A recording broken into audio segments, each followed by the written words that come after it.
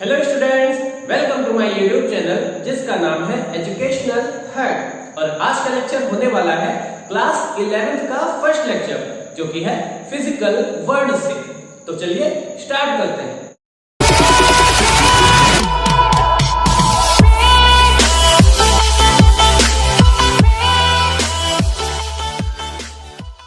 सबसे पहले तो मैं इस फिजिक्स की दुनिया में आप सभी लोगों का स्वागत करता हूं। इससे पहले आप सभी क्लास 10th में थे और अभी अभी क्लास 11th में आए हैं। अब आप क्लास 10th में क्या पढ़ते थे? साइंस। और साइंस में फिजिक्स, केमिस्ट्री, बायोलॉजी, ये सारी ब्रांचेस आप एक साथ एक सिंगल बुक में पढ़ते थे। लेकिन अब यहां ऐसा नहीं होने वाला है। यहां पर आप फिजिक्स अलग पढ़ेंगे, केमिस्ट्री अलग, और जिन्होंने बायो ली है बायो का अलग पढ़ेंगे। और ये क्लास है फिजिक्स की। तो क्लास 10th की फिजिक्स और क्लास 11th की फिजिक्स में बहुत बड़ा गैप है, ठीक है। यहां पर आपको अब तक जितनी भी फिजिक्स लोगों ने जानी है, परखी है, समझी है, वो सारे की सारी आपको इसमें पढ़ा दी जाएगी। एक छोटा इंट्रोडक्शन आप सब यहीं पे पढ़ लेंगे, ठीक है। तो स्टार्ट करते हैं। फिजिक्स क्या है इससे पहले हम जान लेते हैं कि साइंस क्या है। साइंस का ही तो एक ब्रांच है फिजिक्स। तो पहले समझते हैं साइंस क्या है। साइंस वर्ड जो डिराइव हुआ है एक लैटिन लैंग्वेज जो कि है साइंटिया। लैटिन वर्ड है जिसका मतलब होता है टू नो, जानना। तो किसी भी चीज के बारे में जानना ही साइंस है। सिर्फ जान लेना ही नहीं बल्कि एक ऑर्गेनाइज्ड तरीके से जानना। तो science is an organised knowledge. लिखते हैं science is an organised knowledge. तो किसी भी चीज के बारे में एक ऑर्गेनाइज तरीके से जानना ही विज्ञान है। जैसे कभी हमने देखा कि अगर हम ये कोई ऑब्जेक्ट छोड़ देते हैं तो नीचे की तरफ गिरती है। तो अब हम जान गए कि हाँ, इसको अगर ऊपर से छोड़े नीचे आएगी। तो क्या हमने साइंस समझ लिया? नहीं।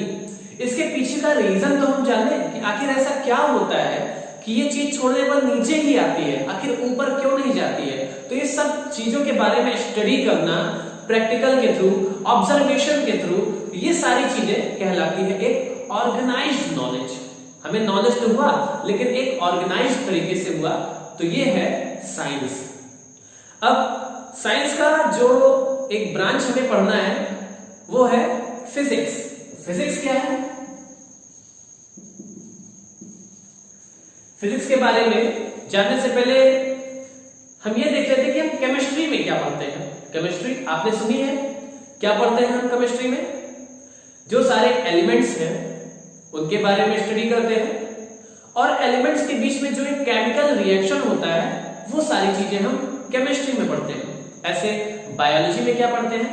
जो लिविंग ऑर्गेनिजम्स हैं, for example trees, animals, human beings, insects, ये सारी चीजें लिविंग ऑर्गेनिज्म में आती है। वो सारी चीजें हम बायोलॉजी में पढ़ते हैं, ठीक है।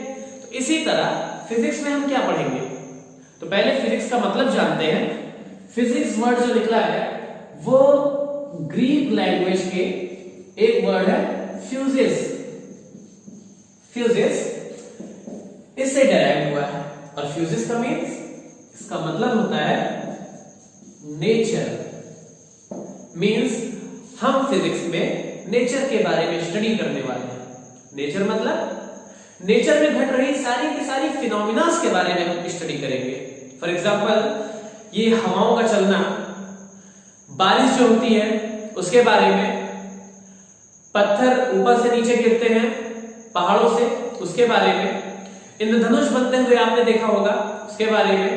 तो और भी सारी जो नेचुरल फिनोमिनास हैं, आग लगना, ज्वालामुखी का फटना, ये सारे के सारे नेचुरल फिनोमिनास में आते हैं। तो इन सब के बारे में स्टडी हम यहाँ करने वाले हैं। तो फिजिक्स का मतलब आपको समझ में आया? फिजिक्स फ्यूजिस वर्ड से डिराइव हुआ है जो कि एक ग्रीक लैंग्वेज है और जिसका मतलब होता है नेचर। फिजिक्स को और आगे पढ़ने से पहले हम समझते हैं दो टर्म्स के बारे में। कौन कौन से दो टर्म्स हैं? यूनिफिकेशन और रिडक्शनिज्म।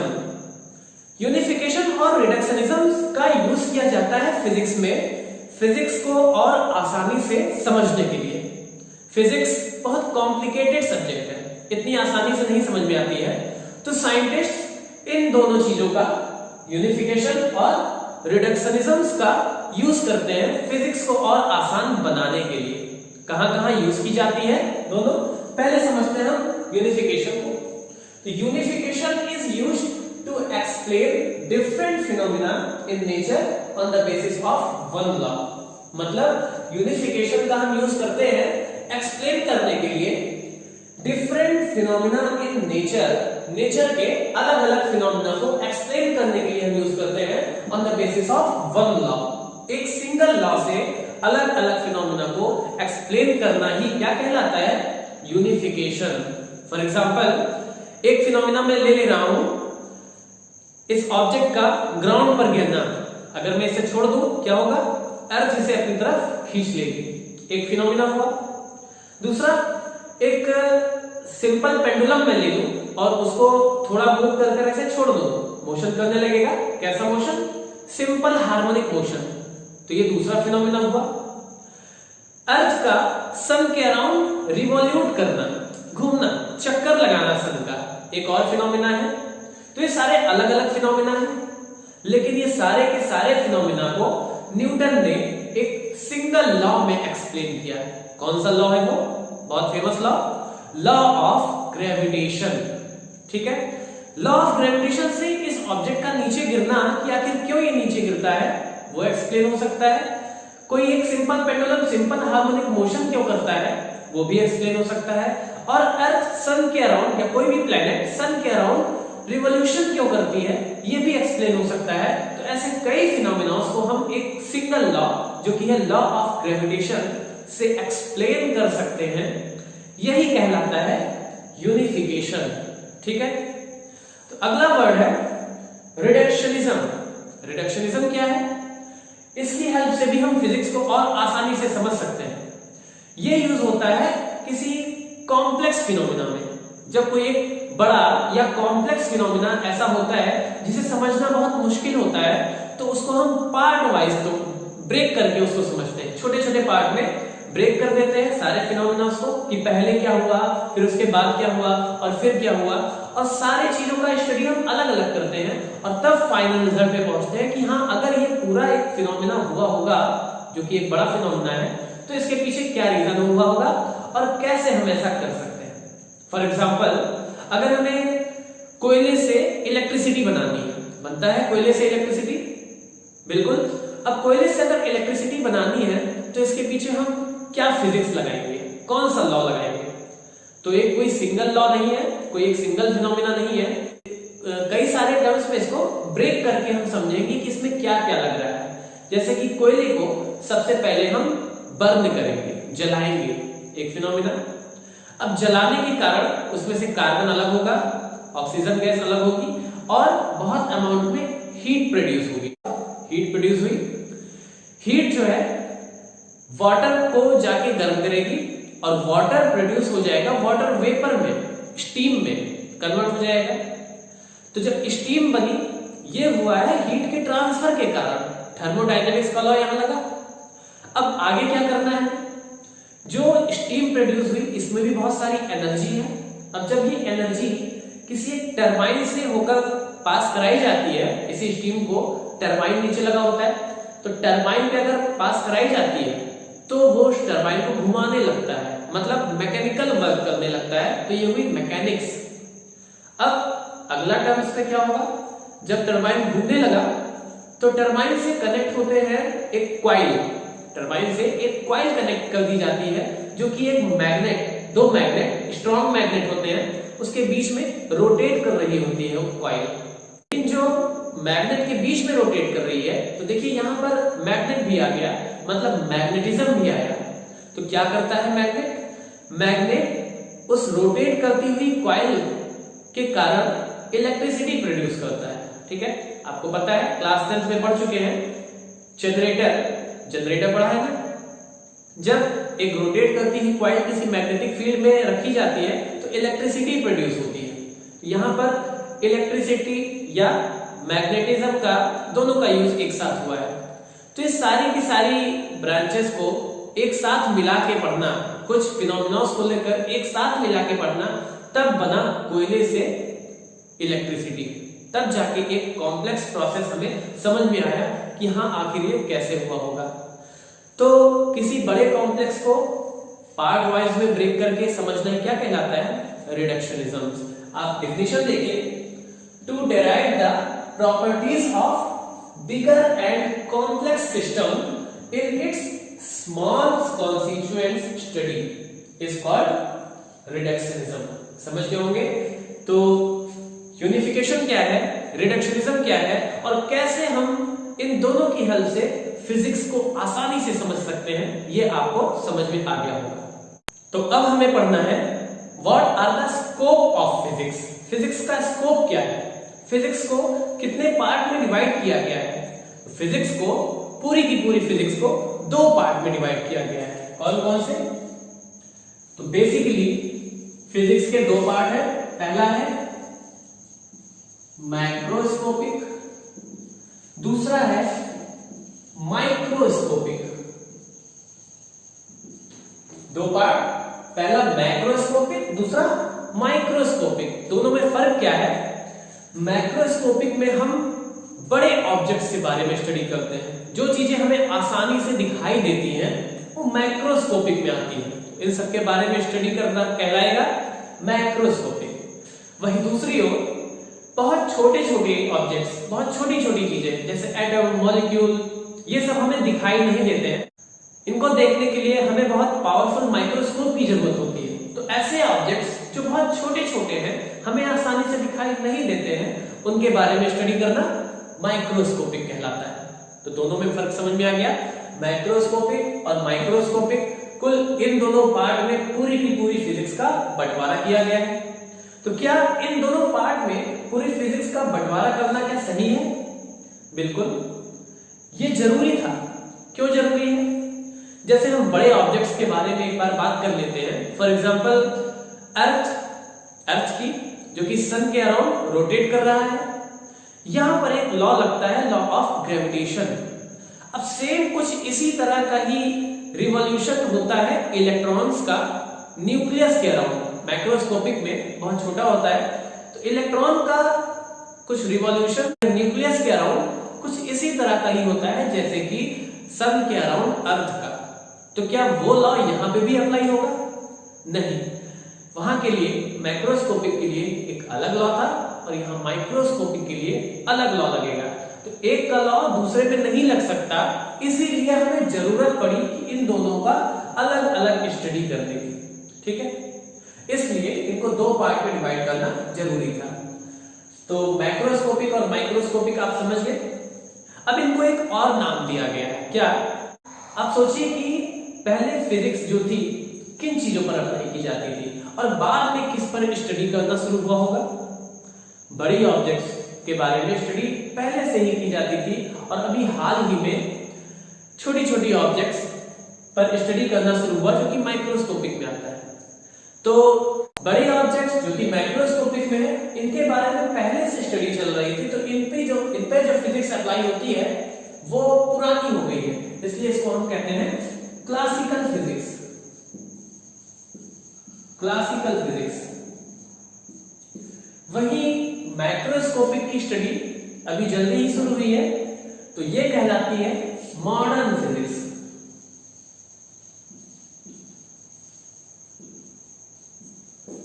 क्लासिकल, जैसे आप क्लासिकल गानों के बारे में जानते हैं, पुराने गाने, वैसे पुरानी फिजिक्स को क्लासिकल फिजिक्स कहा गया है और नई फिजिक्स को मॉडर्न फिजिक्स। अब बहुत सारी छोटी छोटी चीजों को आप एक और नाम से जानते हैं, क्वांटम के नाम से। तो इसको हम क्वांटम फिजिक्स भी कहते हैं, क्वांटम फिजिक्स। अब इसमें सारी ब्रांचेस आती है। आपको क्या क्या पढ़ना है? देखिए, आपको क्लासिकल फिजिक्स या मैक्रोस्कोपिक में कुल 4 पार्ट पढ़ने हैं। कौन कौन से? मैकेनिक्स, दूसरा है इलेक्ट्रोमैग्नेटिज्म,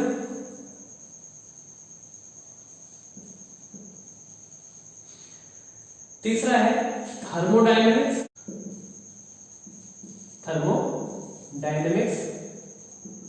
चौथा है ऑप्टिक्स। तो ये कुल 4 ब्रांच हुई क्लासिकल फिजिक्स में। क्लासिकल फिजिक्स में हम मैकेनिक्स के बारे में पढ़ेंगे। मैकेनिक्स में क्या क्या चीजें आती हैं, जैसे कि किसी ऑब्जेक्ट का मोशन, फॉर एग्जांपल कार का मोशन, अर्थ के अराउंड मून का मोशन, या सन के अराउंड अर्थ का motion, circular motion, friction, force, pressure, tension, flotation, ये सारी चीजें आती हैं मैकेनिक्स में। उसके बाद इलेक्ट्रोमैग्नेटिज्म में क्या क्या आएगा? इलेक्ट्रोमैग्नेटिज्म में आपको पढ़ना है, जब आप क्लास 12 में जाएंगे तब वहां पर पढ़ना रहेगा। इलेक्ट्रोमैग्नेटिज्म में आप पढ़ेंगे चार्ज के बारे में, what is charge and what are the properties of charge. Charge की क्या क्या प्रॉपर्टीज हैं, जैसे electric field, electric force, electric potential, electromagnetic induction, generator, बहुत सारी चीजें आपको इलेक्ट्रोमैग्नेटिज्म में पढ़नी है। इसके बाद थर्मोडायनेमिक्स पढ़ना है। इसमें थर्मोडायनेमिक्स के लॉज और हीट से रिलेटेड टॉपिक्स, जैसे कि हीट इंजन, रेफ्रिजरेटर एक्सेट्रा, ये सारी चीजें आपको पढ़नी है थर्मोडायनेमिक्स में। और इसी क्लास में 11th में ही आपका जो मैकेनिक्स है ये 11th क्लास का है। इलेक्ट्रोमैग्नेटिज्म आप पढ़ेंगे 12th क्लास में, ठीक है। थर्मोडायनेमिक्स भी आप इसी क्लास में पढ़ने वाले हैं, तो 11th क्लास में आप ये भी सीखेंगे थर्मोडायनेमिक्स। और ऑप्टिक्स में हम लाइट से रिलेटेड सारी चीजें पढ़ते हैं। For example reflection, refraction, interference, diffraction, ये सारी चीजें फिनोमेना।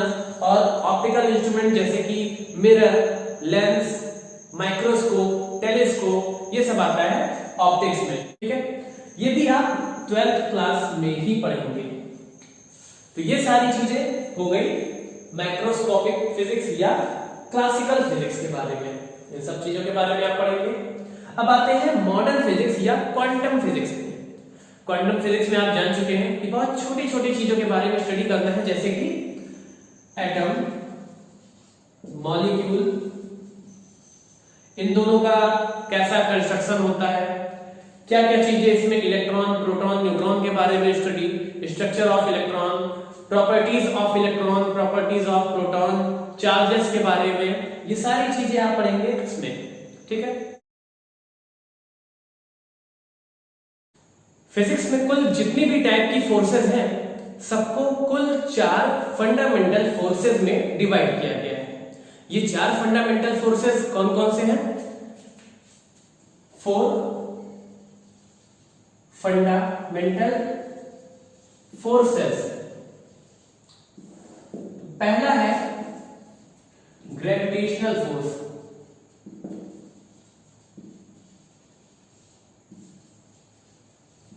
दूसरा है electromagnetic force, third strong nuclear force, और जो लास्ट है चौथा वीक न्यूक्लियर फोर्स। इन 4 तरह के फोर्सेस के बारे में आपको पढ़ना है। तो पहला है ग्रेविटेशनल फोर्स। ग्रेविटेशनल फोर्स क्या होता है पूरा डिटेल में नहीं पढ़ना है, बस थोड़ा सा इंट्रोडक्शन। तो ग्रेविटेशनल फोर्स क्या है? इस यूनिवर्स में कोई भी ऑब्जेक्ट होता है वो किसी दूसरे ऑब्जेक्ट पर एक तरह का अट्रैक्शन फोर्स लगाता है, और इसकी वैल्यू होती है, इस अट्रैक्शन फोर्स की वैल्यू डिपेंड करती है दोनों ऑब्जेक्ट्स के मासेस पर और उनके बीच की डिस्टेंस पर। अगर कह दिया कि 2 ऑब्जेक्ट है, एक का मास m1 दूसरे का मास m2 है, और इन दोनों के बीच की डिस्टेंस r है, तो ग्रेविटेशनल फोर्स इन दोनों के बीच में कितना लगेगा? वो है capital G m1 m2 upon r square, जहां capital G universal gravitational constant होता है। तो इस तरह से हम ग्रेविटेशनल फोर्स को डिफाइन कर सकते हैं। क्या हुआ ग्रेविटेशनल फोर्स? एक तरह का अट्रैक्शन फोर्स हुआ, अट्रैक्शन फोर्स ध्यान रखिएगा। लेकिन ये जो ग्रेविटेशनल फोर्स है ये बहुत वीक होता है। वीक क्या, इसको हम वीकेस्ट फोर्स कह सकते हैं। सबसे ज्यादा कमजोर फोर्स ग्रेविटेशनल फोर्स होता है। दूसरे टाइप का फोर्स है इलेक्ट्रोमैग्नेटिक फोर्स। ये क्या होता है? इलेक्ट्रोमैग्नेटिक फोर्स का कारण है चार्ज। चार्जेस आपको पता है दो टाइप के होते हैं, पॉजिटिव और नेगेटिव। और ये भी आपको पता है कि दो सिमिलर टाइप के चार्जेस, चाहे वो पॉजिटिव पॉजिटिव हो चाहे नेगेटिव नेगेटिव हो, दोनों के बीच में रिपल्सन फोर्स लगता है। रिपल्सन फोर्स, ठीक है, एक दूसरे को रिपेल करेंगे, दूर भगाएंगे, कुछ इस तरह। वहीं दूसरी ओर सिमिलर टाइप के चार्जेस में, वो अपोजिट टाइप के चार्जेस में, अनलाइक चार्जेस में एक पॉजिटिव ले लिया एक नेगेटिव ले लिया तो क्या होगा? इनमें अट्रैक्शन होगा, दोनों एक दूसरे को अट्रैक्ट करेंगे। यह है अट्रैक्शन फोर्स। तो कुछ इस तरह का फोर्स जो होता है वो आता है इलेक्ट्रोमैग्नेटिक फोर्सेस में, ठीक है। तो इलेक्ट्रोमैग्नेटिक फोर्स क्या है? एक तरह का अट्रैक्शन फोर्स भी हो सकता है और रिपल्सन फोर्स भी हो सकता है। तो इसमें चार्जेस एक दूसरे को अट्रैक्ट या रिपेल दोनों कर सकते हैं। और ये स्ट्रॉन्ग फोर्स है, एक तरह का स्ट्रॉन्ग फोर्स है, लेकिन स्ट्रॉन्गेस्ट नहीं, इससे भी ज्यादा पावरफुल एक फोर्स है और वो है स्ट्रॉन्ग न्यूक्लियर फोर्स। तीसरा, तो स्ट्रॉन्ग न्यूक्लियर फोर्स क्या होता है? देखिए आपको पता है कि कोई एक न्यूक्लियस अगर हम ले लें तो इस न्यूक्लियस में हमें पता है कि प्रोटॉन और न्यूट्रॉन भरे पड़े हैं। क्या क्या चीजें? प्रोटॉन और न्यूट्रॉन। न्यूट्रॉन तो है न्यूट्रल, इस पर कोई चार्ज नहीं है, लेकिन कई सारे प्रोटॉन अगर इसमें भरे हैं और प्रोटॉन पर पॉजिटिव चार्ज है तो positive positive according to this force, electromagnetic force, कि पॉजिटिव पॉजिटिव एक दूसरे को रिपेल करते हैं, तो इसमें भी रिपेल करने चाहिए, एक दूसरे को दूर भगाने चाहिए। तो अगर रिपेल कर रहे हैं तो इसमें से इलेक्ट्रॉन निकल कर बाहर चला आना चाहिए, लेकिन ऐसा नहीं होता है। क्यों? क्योंकि ये जो इन दोनों चार्जेस के बीच में एक तरह का रिपल्सन फोर्स लग रहा है, उसके अलावा इन दोनों में अट्रैक्शन फोर्स भी लग रहा होता है। लेकिन ये रिपल्सन फोर्स, क्योंकि इलेक्ट्रोमैग्नेटिक फोर्स स्ट्रॉन्ग भले ही है, लेकिन इससे भी ज्यादा स्ट्रॉन्ग एक फोर्स लगता है जिसको हम स्ट्रॉन्ग न्यूक्लियर फोर्स कहते हैं। उसके कारण ये बाहर नहीं आता है। ये ज्यादा स्ट्रॉन्ग है ना, अट्रैक्शन फोर्स, तो ये दूसरे को बाहर नहीं जाने देता है, अपने में बांधे रखता है। तो इस तरह न्यूक्लियस में प्रोटॉन और न्यूट्रॉन रहते हैं। तो स्ट्रॉन्ग न्यूक्लियर फोर्स आपको समझ में आ गया? ये स्ट्रॉन्गेस्ट फोर्स है, स्ट्रॉन्गेस्ट फोर्स। अब हम बात करें वीक न्यूक्लियर फोर्स की।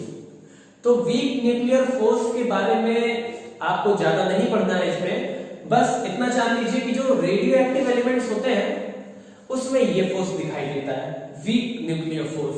जब उसमें बीटा रेस एमिट होता है तो न्यूट्रिनो और एंटी न्यूट्रिनो, इन दोनों के बीच में एक फोर्स लगता है जो कि न्यूट्रल होता है, मतलब कोई ना तो अट्रैक्शन फोर्स दिखाता है ना तो रिपल्सन फोर्स दिखाता है।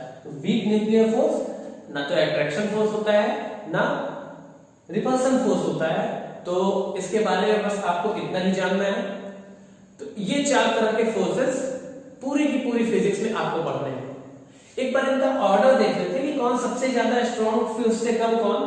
तो सबसे ज्यादा स्ट्रॉन्ग जो होता है वो होता है स्ट्रॉन्ग न्यूक्लियर फोर्स, ठीक है, सबसे ज्यादा स्ट्रॉन्ग। इसके बाद आता है नंबर इलेक्ट्रोमैग्नेटिक फोर्स का।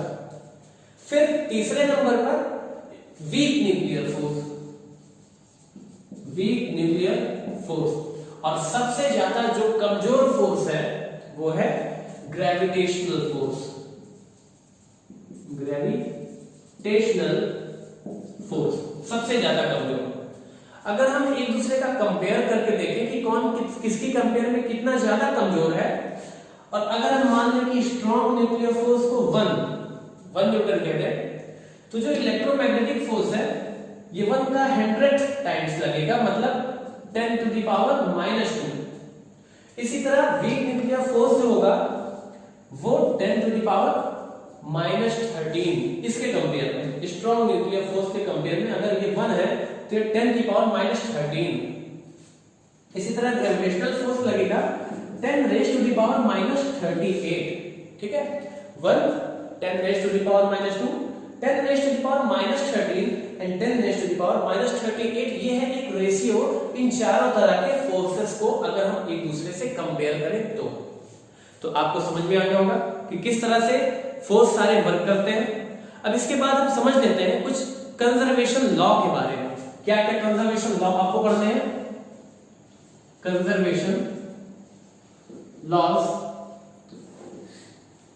जैसे कि law of conservation of mass, law of conservation of energy, law of conservation of charges, law of conservation of momentum. तो ये सारे तरह के लॉ ऑफ कंजर्वेशन को आपको इस पे पढ़ना है। तो पूरा अच्छे से नहीं, बस एक इंट्रोडक्शन के तौर पर क्या होता है law of conservation of mass. Mass can be neither created nor be destroyed in any chemical reaction. तो किसी भी केमिकल रिएक्शन में, मतलब जब हम एक एलिमेंट या कंपाउंड का रिएक्शन किसी दूसरे एलिमेंट या कंपाउंड से कराते हैं तो एक नया प्रोडक्ट फॉर्म होता है। और इस पूरे के पूरे फिनोमेना में मास का ना तो लॉस होता है और ना तो नया मास आकर जनरेट होता है। तो मास can be neither created nor be destroyed, ठीक है। इस पूरे यूनिवर्स में जितने मास हैं वो कांस्टेंट है। दूसरा है law of conservation of energy. Law of conservation of energy क्या है? Energy can be neither created nor be destroyed, it can only change from one form into another form. तो ये है law of conservation of energy. मतलब energy को ना तो create किया जा सकता है ना तो डिस्ट्रॉय किया जा सकता है, बस केवल एक फॉर्म से दूसरे फॉर्म में कन्वर्ट किया जा सकता है। इसी तरह तीसरा है law of conservation of charges. Charges आपको पता है दो टाइप के हैं, पॉजिटिव नेगेटिव। कैसे चार्ज क्रिएट करते हैं? वास्तव में जो हम कहते हैं कि हमने चार्ज क्रिएट किया, वो क्रिएट करना नहीं होता है, बल्कि चार्जेस का ट्रांसफर करना हुआ। जब हम दो ऑब्जेक्ट को एक दूसरे में रब करते हैं तो क्या कहते हैं? ऑब्जेक्ट चार्ज्ड हो गया। कैसे चार्ज हो जाता है? एक ऑब्जेक्ट से इलेक्ट्रॉन निकलकर दूसरे ऑब्जेक्ट में चला जाता है। अब जिससे इलेक्ट्रॉन निकला उस पर पॉजिटिव चार्ज आ जाता है और जिस पर इलेक्ट्रॉन गया उस पर आता है नेगेटिव चार्ज। तो इस तरह से चार्जेस भी पूरे यूनिवर्स में कांस्टेंट है। चौथा है law of conservation of momentum.